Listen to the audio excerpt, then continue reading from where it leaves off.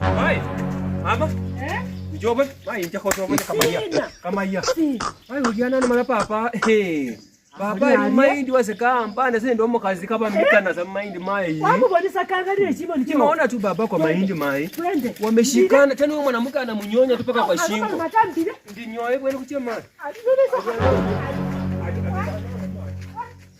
Kosa dawa ya kupika hiyo mahindi wala Abasi.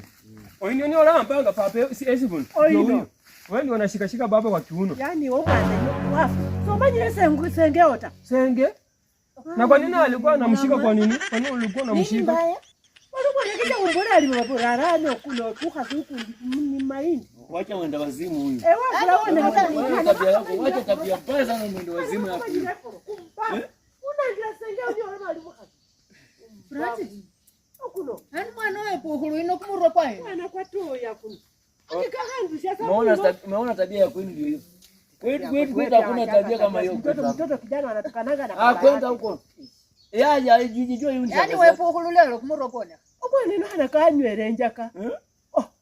Nini jana chimbiro kabisa ni. Hata nakale ndio kanende mwili mahindi mnowicha huko. Dada yangu.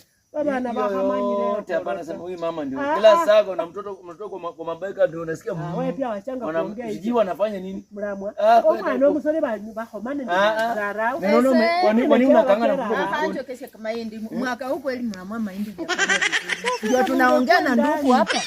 Ningekuwa ndani ningekugonga bure. Unaona?